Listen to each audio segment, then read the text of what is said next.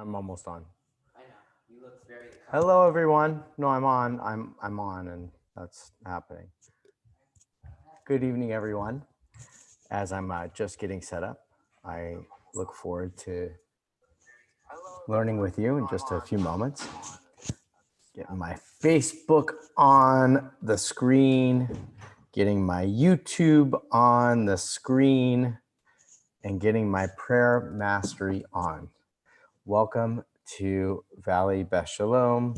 For those who are joining us from all over the world to learn with us tonight, and for the many friends that are connected to the Valley Beth Shalom community and those who've been learning with me, particularly Joshua Hoffman, one of the rabbis of Valley Beth Shalom.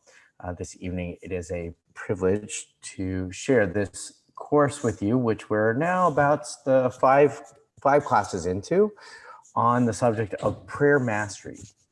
And the reason that this is our subject is because the unprecedented changes of our communal experience have challenged us to find ways to connect in ways that are meaningful and powerful, that come with the words of tradition.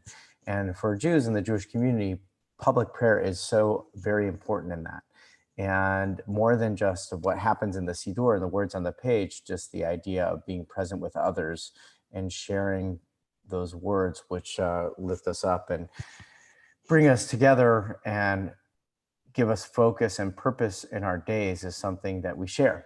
So when we have to do this from our isolated places through the screens as we're looking at you, the question that we ask is, are we really praying, I suppose? And I would like to answer yes. And we do that first by learning a little bit more about the prayers, and then we'll be exploring a little bit more of how to. And I wanted to make sure that we study this class as we continue to do so, because for sure, at least in our community, and I'm certain that it's going to be true in most places around the country, if not the world, that gathering places for worship, especially on the high holidays when they are filled with thousands and thousands of people, are not going to be able to take place. So whether it's some kind of modified in-person activity or it's completely virtual and online, that still remains to be seen. But one thing is for certain, that however we're going to enter into the space, whether it's through a virtual space or through it's in person, that encountering prayer and being able to pray in that space without all of the customary rituals and practices and experiences that so many of us have spent our entire lives experiencing will challenge us. We have to adjust and to know that we're prepared with these ideas that we've been studying, so that the ideas, the concepts, and the purposes of prayer are being achieved, if possible, no matter where you're at, but also that maybe our prayers, which I think are so desperately needed in our world today, can be heard and more resonant, not only from our spaces, wherever they are, they're isolated or gathered together in small groups and communities, however that may appear. So tonight, we're going to be talking about, I think, a crucial part of that conversation, which is the moment when prayer shifts from being a private experience to a public experience. I think we can understand, if you remember studying last week, we talked about what was the Amidah and how that's very much it's a private and public encounter at the same time. You are praying for personal needs, but they are only manifest in group experience. And the idea that that we are trying to, as we learned from last week, we're not trying to ask God to open up our lips, but we're trying to begin from a place within God, as was taught by Lawrence Kushner and Nehemiah Poland. That to be within God when our words are expressed is the ultimate goal of prayer. And that takes a lot of preparation, to be within this thing that's transcendent, this concept that has some intellectual understanding, a lot of intellectual doubt. There's possible some emotional connection and feeling about that, and whether that's a historical or a learned feeling, or that's just an innate kind of intangible kind of quality of feeling, to the ultimate level of expressing that experience of being, a quality like joy, quality like dancing, quality like love, things that we can maybe mentally describe, things that we can even emotionally resonate with. But when they are being experienced, it is indescribable. As writing to a friend earlier today, it's the inconceivable surprise of living.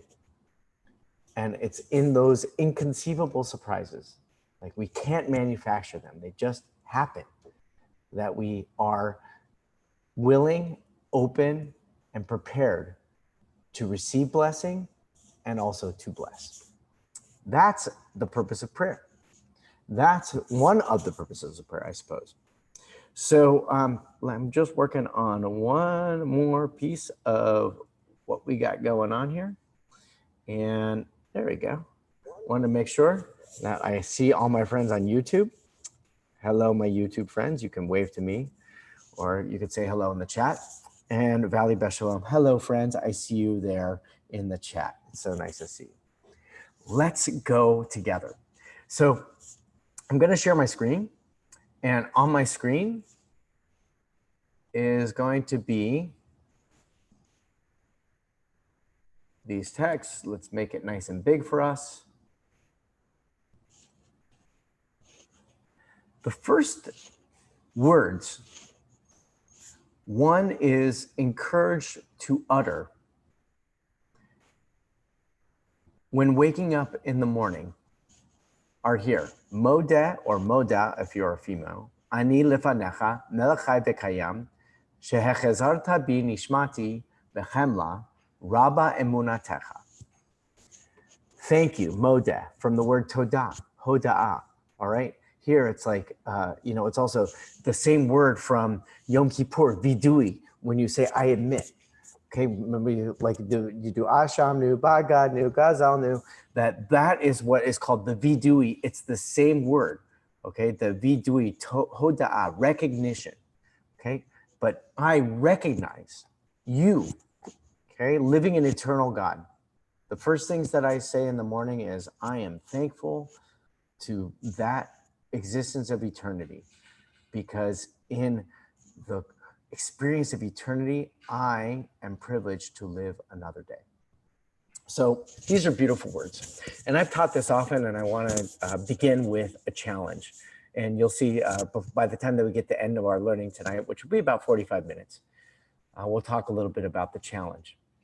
So it's a challenge that I took upon myself, and I've spoken about before. If you've heard it, you'll see if it's maybe time for you to start practicing it.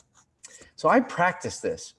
The first thing that I did before anything else that happened in the day, I didn't look at the clock. I didn't groan that I wanted 15 more minutes of sleep. I didn't start fretting about all the things that I needed to do and what was left in the kitchen sink that I said I would clean up in the morning. I didn't worry about all the phone calls that I needed to make, or the email, or the news that I wanted to read. None of that. Before anything, to say these words, Modani lefanecha, melachai v'kayam, shechazarta bi nishmati v'chemla, rabba emunatecha. They roll off my lips because I've been saying for a couple years now. And I would say that, first of all, it's hard. It's really hard. It's downright near impossible to wake up and the first thing that you say in the morning are words like this. I suppose you could say anything that's similar to it, but these are the words that we've received from our tradition, and these are the words that are expressed for a particular purpose. The very first word out of my mouth before anything happens is thank you. It changes what happens next. Not always, but a lot of the time. And the idea that I say thank you, one who is the creator of eternity, one who possesses or is the architect of eternity. Thank you for enabling me to experience this finite amount of time in eternity and giving me a soul in which to experience it, to give praise through it, to share with others that gratitude. So I challenge you, try it. Try these words. You can't read the Hebrew? Go look somewhere online, say Moda Ani, and find the transliteration. I offer thanks to you, living in eternal God, for you have mercifully restored my soul within me. Your faithfulness is great. I wanted to begin with this because the prayers that follow are called the introductory prayers, or they're called Birko Dashakar, the blessings of the morning. And the blessings of the morning is at least from some kind of academic circles, is unclear exactly what the purpose of the morning prayers are. There's one school of thought that says that these morning prayers ought to be recited in a minyan or with a group of people. They should be recited publicly. And there's another group that's almost diametrically opposed, which says these are prayers that are for the individual. They are private expressions, and one must recite them by oneself before even entering into prayer. And if you've remembered from a couple weeks ago, we studied the Mishnah that says that there were the righteous ones who used to sit for an hour and meditate. If you remember talking about that, this idea that there's a preparation that's necessary in order to enter into prayer. And they're talking specifically about reciting Shema and the Amidah. And that level of preparation is something that first begins internally, personally. But I'm curious, especially because of how it happens in most modern American congregations. I'm certain that it happens in Israel and globally because the phenomena has evolved over the centuries, that these prayers are recited publicly. And if you go into a prayer service on any given day, whether it's Tuesday or Shabbat or Rosh Hashanah or Yom Kippur, and you go into the services, the very first words that are going to come out are these. Okay, and maybe some liberal movements, they might skip parts of it, but they're doing so not because of some kind of ideological choice, but because there's a sense of timing and of connection that is primary and essential in a liberal or a modern religious context. And so there's a manufacturing of the prayer experience that perhaps at best gives highlights of those introductory prayers, but sometimes just neglects them altogether. Why was it that a certain group said this should be recited publicly and another group insisted that it should be private?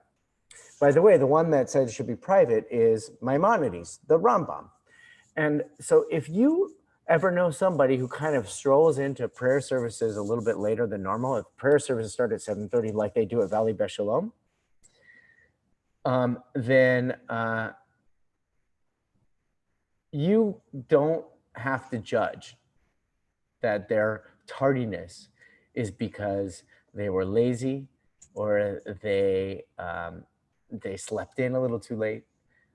It could very well be that the person who enters in a little bit later is fulfilling their duty of reciting these morning blessings privately.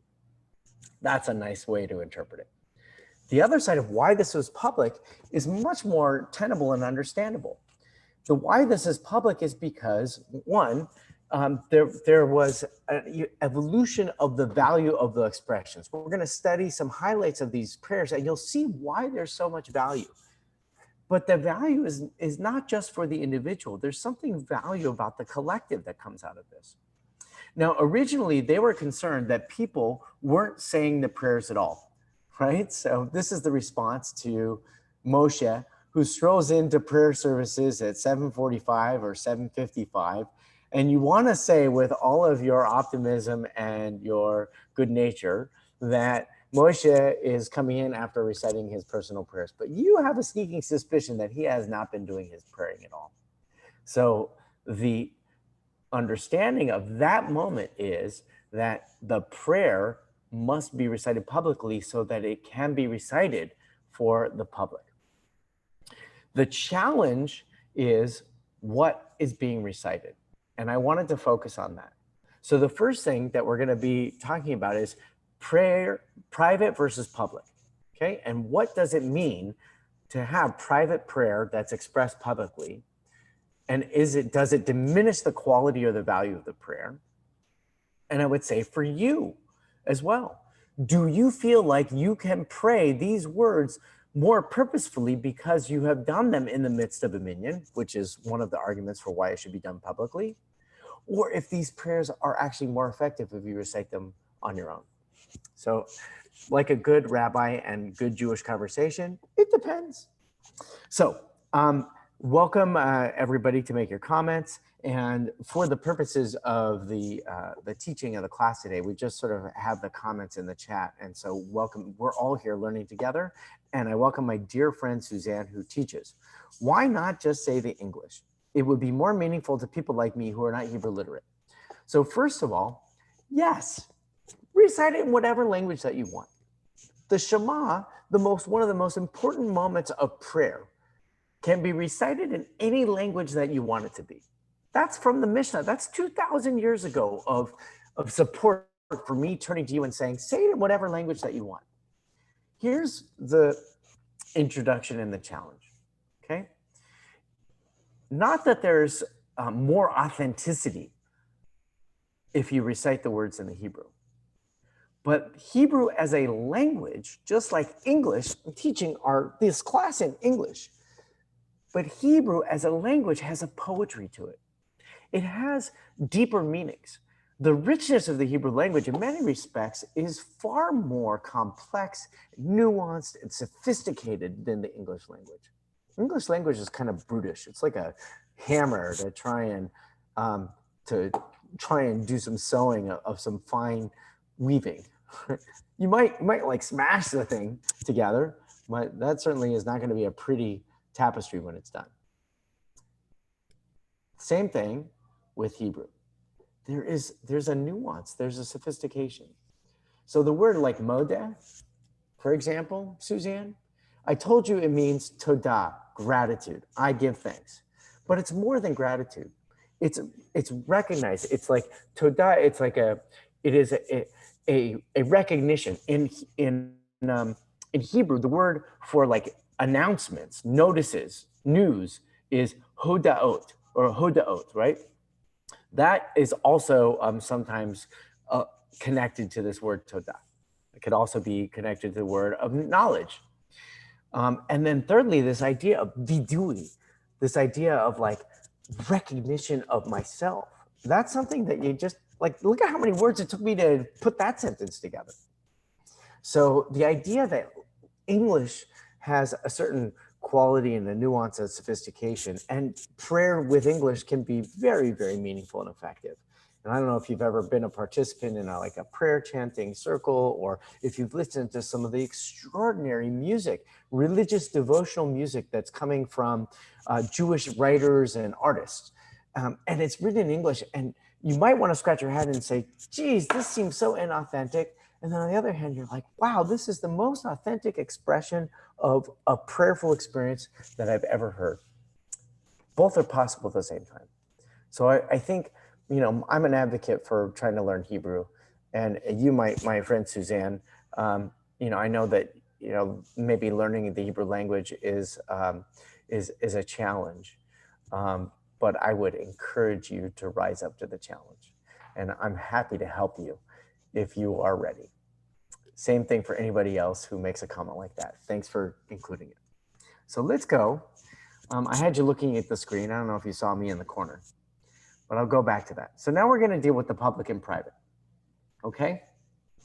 So pardon me for getting a little corporeal, not scatological, but very bodily. Private versus public. One of the most significant spaces where privacy is honored in virtually every culture and society is in the ability for a person to enter a bathroom, a rest space, a corner, a quiet tree, and to release one's waste. in Judaism, there's a prayer for them. So first, the recognition that there are thousands of years of thinking and our sages have introduced to us is that every aspect of life is worthy of blessing. Even the stuff that you think was divided out in private, right? If nobody sees you, then that must mean that there's no need for a prayer or blessing for what you've been experiencing. What's happened in that moment is the development of conscience. It might be a voice that is resonating inside of you, regardless of any exterior influence. But for the most part, we are all, from the moments of birth, influenced so significantly by the voices from the outside, guided and shaped and challenged. And as part of the evolution of the human being, the moments in which that internal voice becomes something that you're aware of, many educational psychologists have dealt with that moment. It's the moment of which concrete thinking transfers into abstract thinking. It's the moment when you evolved into maturity. It's the moment when you develop a certain kind of interior voice. And that inner voice, that conscience, is something that Judaism has placed great concern about and has also helped us, is giving us these great ideas to take into consideration, even about the most mundane aspects of our being. Let's just take it away for a second from the bathroom, which we're going to talk about, and how about eating an apple, right? Eating an apple seems like the most mundane experience. No, says Jewish tradition. We recite a blessing over it. Borei pri ha'etz. We are grateful that this is the fruit of the tree. And that expression changes, transforms the interiority of the experience. Now we're going to go into this level of saying that inner experience has some kind of like public resonance. So let's look, right? This is from the Talmud, again, 2,000 years ago. One who enters a bathroom says to the angels who accompany him at all times. We'll get to that in a second. Be honored, honorable Holy One, servants of the One on high, give honor to the God of Israel. Leave me until I enter and do my will and come back to you. Abaye said, a person should not say this lest they abandon him and go. Rather, he should say, guard me, help me, support me, wait for me until I enter and come out, as this is the way of man. So the angel here is your conscience. Okay, we could talk about the sort of supernatural quality of angels in another class. Let's just deal with it as conscience for today, right? So one who enters the bathroom has consciousness about that. Ironically, right? Even if it doesn't seem so every single time that you go to the bathroom. But that's part of our like human experience. I mean, we can spend time talking about Freud and all the other psychologists who were so very, very interested with our bodily nature. The rabbis had this idea in sense before. There is a consciousness about this. And it's the consciousness that says, this feels like it should be a private moment. But I don't want this private moment to be one in which I'm even left without my voice. So one rabbi says, oh, conscience, be right back. And then run to the bathroom, and then you come back and you say the next part of the blessing. No, Abaye says, no. I'm going to the bathroom. Protect me, guard me, help me, support me. Make sure that what's going to happen is a healthy thing. And I can't wait to be right back with you. So then you get to this prayer. And this is, by the way, something that we're supposed to recite every day, right? Modeh ani, and then you wash your hands. Maybe you go to the bathroom, and then you say these words because you've gone to the restroom. Upon exiting, one says, bless the whole bracha, who formed man in wisdom and created in him many orifices and cavities. It is revealed and known before the throne of your glory that if one of them were to be ruptured or blocked, it would be impossible to survive and stand before you. Now, if you're a student of the Siddur, you know that sometimes the prayer sort of has variations of this. But let's just stop and say, wait a minute. This is the most extraordinary prayer to possibly recite. long before Shema and Amidah and the Torah reading and all that other stuff, the first thing that you've got to do is recognize that the thing that feels the most private to you is something worthy of blessing and something in which there is a value for your recognition that it is part of God's world, even though it's a part of your world. Let's just say that again. There is something so profound in reciting words or expressing a meditation of your heart that connects you to the physicality of your being and elevating it to some higher purpose. If you can do that, even the most like discrete, private moments of your life, well, then it's possible in every other aspect of it. And then just to take a look at this, and for those of us who've sort of walked the world for a few years, you know that this, like, if one of the things was not working the way it was supposed to, the plumbing didn't go as it was supposed to, as it were, why then it would be really impossible to be reverent and to recognize God's presence. You might be screaming God's name, but you are not praying to God if there's anything that's stopped up or blocked at this time. The idea that you pray this from your private consciousness, your conscience, but you do it publicly is a most extraordinary moment of transformation in the life of prayer. That's exactly what these blessings are all about. It begins with you and your own being. There's no ideas about the most esoteric and ethereal concepts of God and the majesty of the universe. Those are beautiful and they're going to come. Or even that, like our Jewish identity has responsibility and the recognition of that responsibility in the world, that's going to come. Before you do anything, you've got to say the first things, right? Thank you for giving me the gift of a life another day. Thank you, God, for making sure that when I do the things that are most basic to my life, they all work the way they're supposed to. Amen. Let me stop right there for a second, okay? Mark has a comment. It might have been from a little bit before. Let me see what he says, okay? Okay. So Mark asks, are we saying prayers to connect with the Lord? How do we know we have connected through our prayers? Is there a sign the Lord sends us so we know he hears us? Is confirmation, not conformation, is confirmation important? Big questions.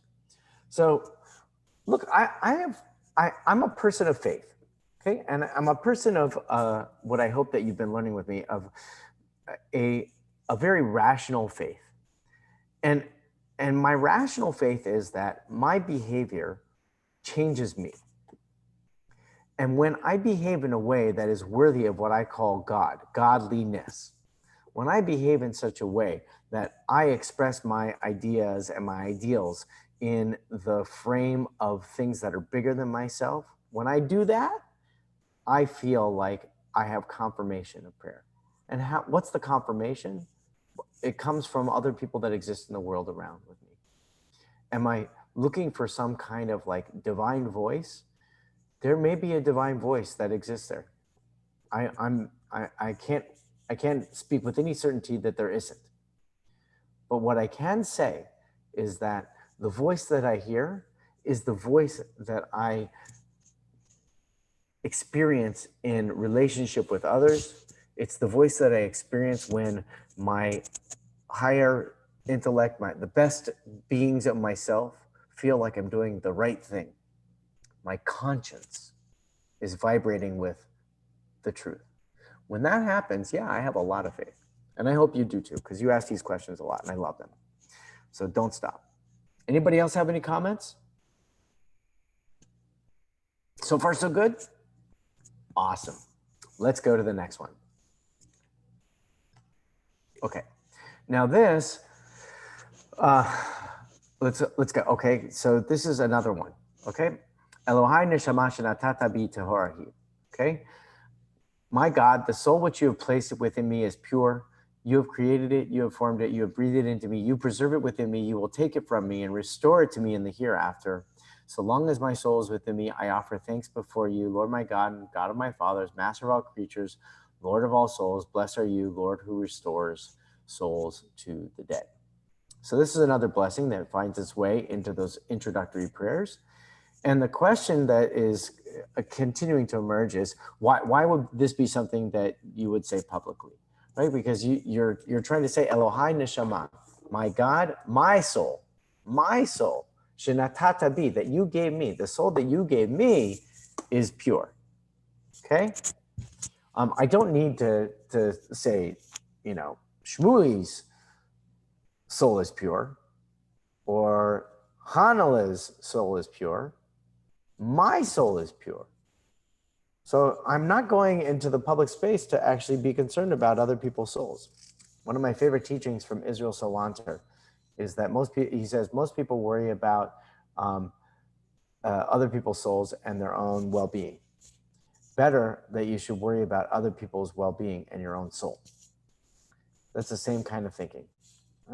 In order for you to get going in the day, in order for you to even remotely be concerned about other souls, you have to be concerned about your soul. And part of that continues with this gratitude, right? This recognition that is not something that you created. Even though you've done the mental work of going from concrete thinking to abstract thinking. It happened naturally and biologically, but it's also culturally and developmentally expressed, learned, right? When you have that, if you were to say, it's on me, all the things that I think about and all the things that I experience, they're my thoughts. This is a prayer that checks that. It says, everything that you experience is a gift, and it's been created before you. What a wondrous and what a powerful way to begin your day. Any comments on that? Wonderful. Let's go. So now this is what we call officially Birko Dashakar. Okay. We're going to go through it. Obviously, you see there's a pattern here. Baruch atah Adonai Eloheinu haolam. That is the opening phrase of each of these blessings. Okay. So the first one is who gave the rooster or mind insight to distinguish between the day and the night. Right. So you've gone to the synagogue. You've said Modeh ani, thank you God for giving me this day. You've said Elohai neshama shenatata bi tehorahi. God, my soul is pure. You created it. Thank you, God, for restoring a soul within me. You've also recited this blessing that says, thank God for every part of my body working the way that it's supposed to, because that is enabling me to enter into words, which I'm now about to recite. So there's still personal prayers. These are still like recited as individuals, even though you go into a prayer service and you'll hear people go, Baruch atah, right? And if you're, if you're really quick on the uptake, you might actually catch all the words. But I got to tell you, after being a rabbi for almost 20 years, there are people that still go supersonic speed. And I am like in marvel that they have the capacity to articulate, to gesticulate those words at such rapidity. So it says, who gave the rooster mind to distinguish between day and the night. The first blessing that you say is, thank God I can tell the difference that it's not night anymore and that day has begun. So the rooster does it because the rooster is my alarm clock, but I love la sechbi is like also kind of like mind, right? So it's interesting, like the rooster has an instinct to sort of cockle-doodle-doo at the morning as the sun arises. And we are giving thanks not only for the rooster being able to do that to wake us up, but also for us to be able to distinguish between day and night. Beautiful, one of my favorite teachings, right, is and I'll just telegraph it and shortchange it. The rabbi asks his students, how do you know when the night is over and a new day has begun? And very shortly he says, it's when you can see the face of your brother, or you can see the face of another, and you can see that that person is your brother or your sister, right? When you can look into the eyes of another and you see that that person belongs to you and you belong to them. That's a beautiful thing that you say as a prayer and blessing every single day, okay? So then it says, who made me in the divine image, who made me a Jew, who made me a free person, okay? These are kind of grouped together because look, this is all the introduction. So the first thing that I do is I recognize day is over, or night is over and day has begun. And the thing that I'm going to recognize is I am made in the image of God. It's not my body, skin that's made in the image of God. It's my mind, it's my heart, it's my soul. That's the image of God. Okay. Thank you, God, for making me in my mind and my heart and soul connected to my identity as a Jewish person. Okay. And then who has made me a free person. Okay. That I am all these sort of things that are basic, they're like profound, but basic necessities in order for me to understand who I'm about to be or what I'm about to accomplish in the world today.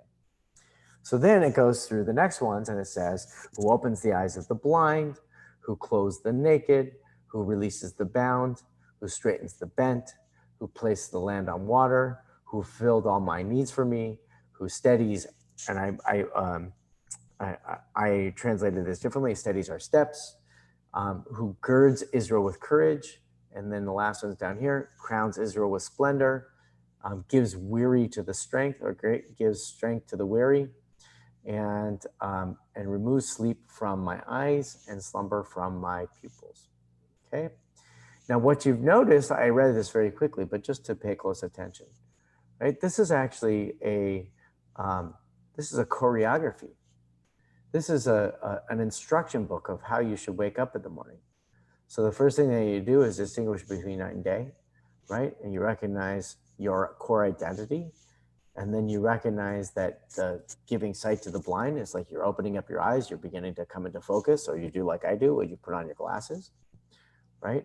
That you clothe the naked, meaning that you're literally putting on clothes. So just like you're putting on clothes, God puts on clothes for those that are naked, same thing, right? Who releases the bound. This could be, back to that other blessing that we said before, but it's also like the simple thing that like, if you've got little cricks in your back, or maybe you're a little unsteady, right? All these things, like your body's starting to get warmed up, joints and muscles and ligaments and all that other stuff that needs to move in order for your body to do what it can do. Same thing with straightens the bent, right? Place the land on water, right? It is a recognition and affirmation that that you are on steady ground, okay? And therefore, your needs are being fulfilled, right? Like, and what a wonderful thing, who has fulfilled all my needs for me. I would love to spend a lot of time on that prayer alone, but in the interest of our time, I think we'll just sort of hold on to that, and the recognition that it's one of the daily prayers that you say as you are starting out is actually pretty amazing, right? It's as much an affirmation of what will become and your efforts to ensure that that's true as it is an expression of gratitude or appreciation that it has happened before them. But again, another subject for another time. Okay. And then all these other ones that you see. So what's going on here is this, like, it's, as I said, a choreography. This is an introduction to the kind of prayer experience and expression that's necessary in order for you to be present in the world. And it starts with the individual, and I think brilliantly so. Like, if anybody, like if you woke up in the morning and the first thing that you did was turn on Rabbi Hoffman's lecture from Prayer Mastery, I would say, go back to bed. But I think if it's something, just so like incredibly like cerebral and heady, whatever it is, like you just can't do it. And that's because your body isn't yet accustomed to kind of absorbing that. I think that's a wonderful, wonderful message that prayer can also provide for us. You need to be prepared. You need to be warmed up for the world. Anybody who's an avid exerciser or regularly exercises knows that you need to stretch. You need to like do some things to warm up. You could jump right into it anytime, right? But you won't be able to be as effective. Your workout won't be as effective unless you warm up, stretch out beforehand. And this is like, it's not only like an intellectual, but it's a physical kind of stretching out, right? Straightens the bent and puts on your clothes and girds yourself so that you're ready to go out in the world. It gives you a sense that what you're about to do really matters. Any comments, or everybody's doing okay? Fantastic. Let us go to the next part. So, in the introductory prayers, there is a next moment. So we've done all this, like I've got my soul connected and I'm in line with my soul, and I am ready to start using my soul with all of these great ideas that you, God, has given for me to share with the world. I'm ready to do that. And then there's this kind of like movement in the prayer service to what's called the korbanot part, or sacrifices. And there are multiple, if you want to study it in depth, there are multiple versions of this and different kinds of sidurim and different kinds of prayer books throughout the generations. The way that we have it, at least at Valley Beth Shalom and in the conservative movement, is we actually don't have the whole portion that would talk about specific kinds of like offerings that took place. There's a section about Jewish history. Okay, it's like basically saying, look, there's a history and I'm a part of the history, and that's part of your introductory prayer. And then it gets to this end where it wants to sort of conclude this idea of what is the purpose of sacrifices, or what is the purpose of all this preparation.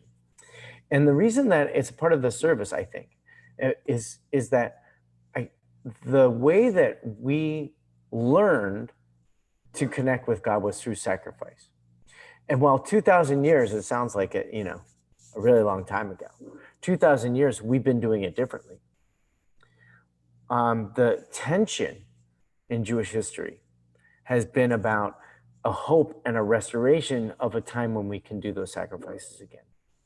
So even though there are many scholars and thinkers, and I myself included, and I would say most contemporary rabbis who are very, very emphatic that sacrifices are not to be reinstituted in Jewish life, that the concept of sacrifice still does resonate.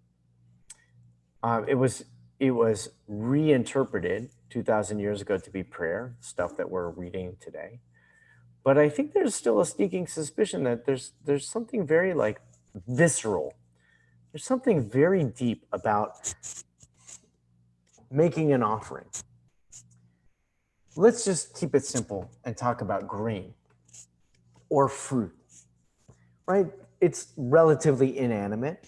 Okay, it certainly did exist. It had life in it, but its purpose in our lives is not only for consumption, but for like some kind of offering.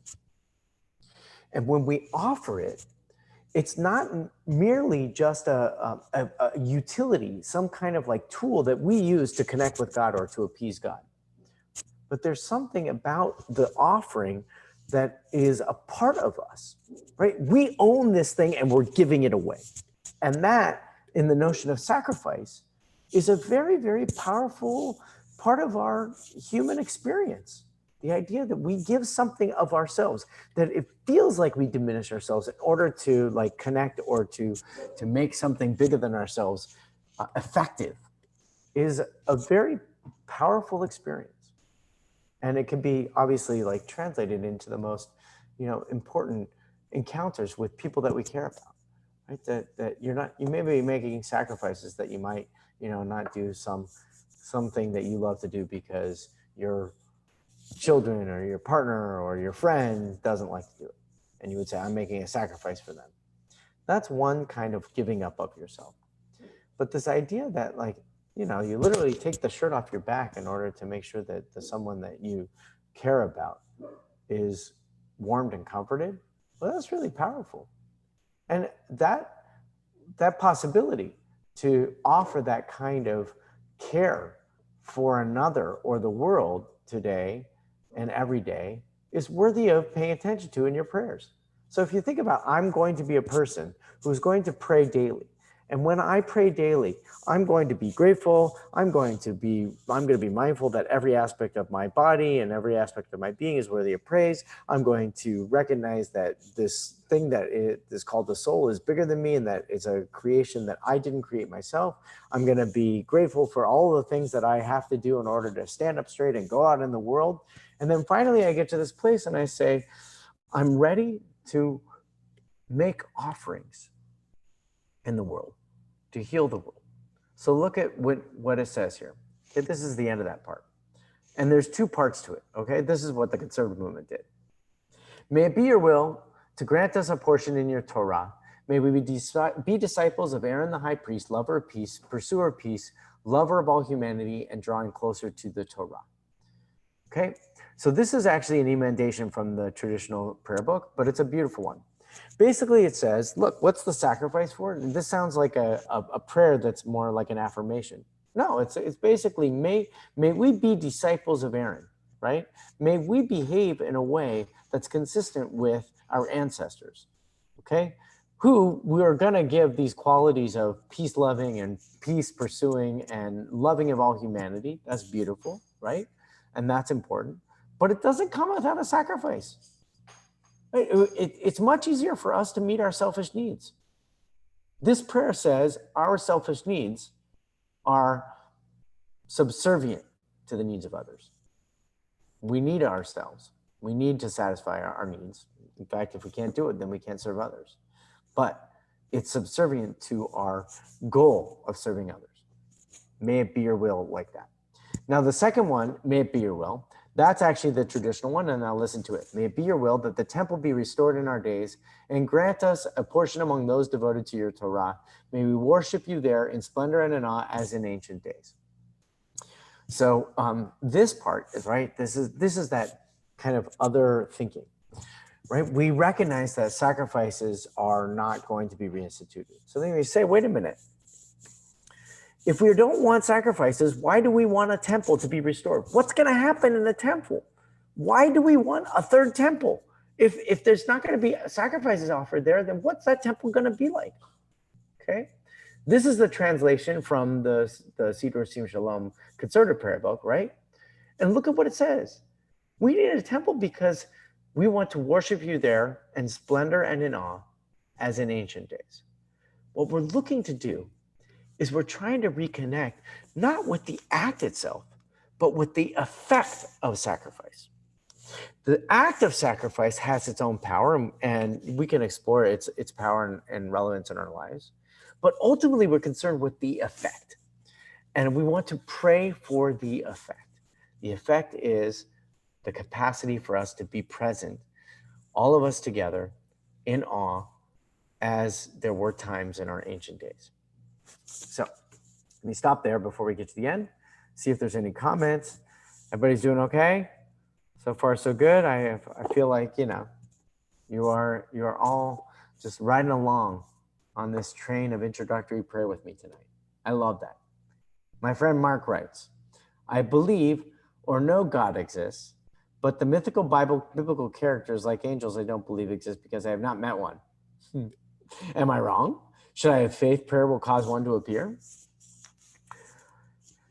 I would like to think that that angels do exist, and they appear in our lives in so many ways.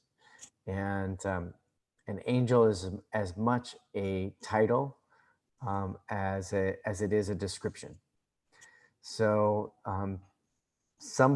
I don't think many people walk around calling themselves angels. And I don't even think that people who are really angels really see themselves as angels. But what it really means to be an angel is to be like a malachei asharet in Hebrew, right? Somebody who is an attendant person, an attendant one. Okay, the idea that there are those who help us along the way. Well, we call them angels, and I hope that you find them. I hope that you find them. Okay. Mark, my friend, so you need prayer therapy. He wrote this around, and I mean that with the greatest love. He says, if my prayers are not answered, is that a sign I'm not worthy? So first of all, thank you for asking it, because that's exactly, you know what, we ask it courageously, right? Well, first of all, I mean, you asked it theoretically. I want to ask you again, back at you. Do you feel like your prayers have ever been answered? And if they haven't been answered, then ask yourself the question, were you asking the right questions? Were you praying the right prayers? Because if you were praying for healing to happen without any medical intervention, or you're praying for prosperity without any saving, or you're praying for healing for another without making sure that they have all of the care that they need to have healing become a possibility. Or if you wanted to eradicate hunger, if you didn't bring to somebody who is hungry and in need that kind of food to help them? No. If you didn't do your part, then it's most certain that the prayers aren't going to be answered. So you try to be that person who answers the prayers and see if your prayers are being answered. So Suzanne added, sometimes the answer is no. Yeah, right? I mean, that's also true. That's also true. Sometimes the answer is no, because that's the sort of complication, the sadness, and the beauty of life and the beauty of living. We call that suffering. And suffering is so very much a part of our lives. Would it be that all of our prayers were answered all the time? There's that great movie, Bruce Almighty. Remember the scene? It's a fantastic scene where Bruce Almighty gets all the powers of God.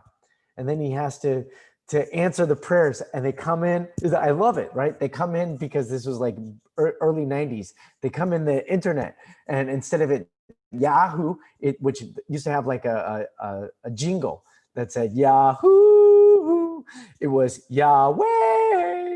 And the idea that he's like answering every prayers. So he gets like, working really, really, really hard and answering all these prayers. And after like going at supersonic speed, he realizes, man, he is not answering all these prayers. So then he gives up and he does the one thing that you would think is the best response to that.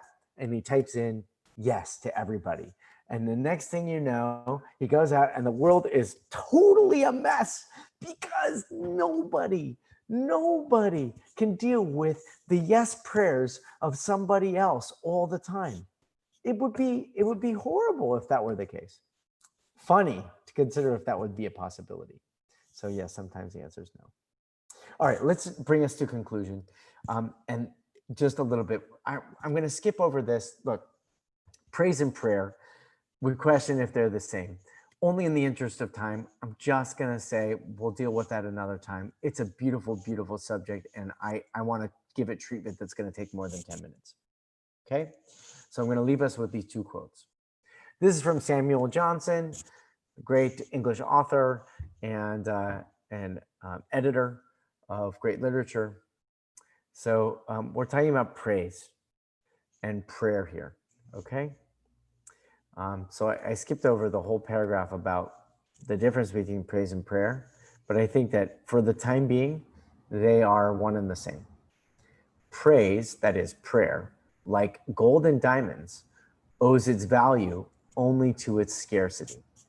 So just playing off of that last thing that we were saying, prayer, authentic, true, devoted prayer is actually a commodity. It is a scarcity. It is a value. And even more so, I want you to think about this. If you are, shall we say, embarrassed with the riches of fulfilling prayer, how wonderful it is, not only for you to be adorned with everything that is beautiful, but also to share your abundance and your blessing with everybody around you. What a great possibility. What a great aspiration. And then the second one comes from James Barrie, who you may know as the author of Peter Pan. So he writes, "The praise that comes from love does not make us vain, but more humble." Okay, so prayers that come from love, they don't puff us up. They don't make us proud, but they make us humble. It's why you have to start with Todah. It's why you have to start with Modeh. Because the very first thing out of your mouth, the very first expression that you have to offer is to say, thank you. And if you can say thank you as the very first thing that you utter before you even get started on your day, well, then you might be able to say that in so many other places. And you might even just change a person's way of being, person's outlook on the day for themselves, because you said thank you to them. And what is it that you gave them? You gave them a loving expression of your own experience of awe and wonder, of being alive and being present in this world. That's one of the goals of prayer, teaching yourself to be present in the world and to know that that presence enables you to pray with something of value but also to do so with humility is a great gift. So, what are we learning tonight? Tonight, we've been studying these introductory prayers, and we've been grappling with whether the private nature of these expressions really does have value publicly. And I'm leaving the debate up to you, but I think that you could see the value in both. I think that if you are a practitioner of personal prayer, these are the words that you would want to recite on your own, so that when you do enter into the community, you would be capable of expressing the words that a community needs to recite with kavanah, as we say, with intention. But the other side of this is that this must be said publicly, not only to make sure that we say it, because there'll be some days when we don't feel that absolute devotion that prayer would inspire in us, but it's the effort, the training, the warming up that is necessary, because once we're warmed up and we do exercise these muscles of our mind and our heart, our emotions and our soul, then we really are becoming great practitioners of our soul, great masters of our soul, great prayer masters as well. Last comments, anybody to share? Thank you, Mark. He says, thank you, right? This is what he wants to say. This is actually maybe for you, Suzanne. You may not be able to see this. His words would be, thank you, I love you, my prayer to you. Beautiful, right? What a great thing in English to say. First things that you do when you wake up in the morning, thank you, I love you, my prayer to you. Try it. If it works for you, then it's a success. If it's really good, share it with others. Thanks so much, everybody, for learning with me. Have a great night. And I look forward to seeing you. Please join us next week, next Thursday evening. We're going to be starting to make the final turn. We'll do a little bit more on the Siddur. We're going to do the concluding prayers, like the Kaddish and some of the concluding prayers. And then after we do that, then we're going to kind of wrap that all together. What have we been learning for the past 5 weeks? And then we'll figure out, like, we're going to go back into what do we do when we have prayers that we don't agree with? How do we pray when there's all kinds of distractions, and make sure that you're prepared for that? And then ultimately, why pray? We'll come back to that question again. Okay, have a fantastic night. Take care. Happy Independence Day to all of you celebrating. Please stay safe. Please stay healthy. We will see you soon.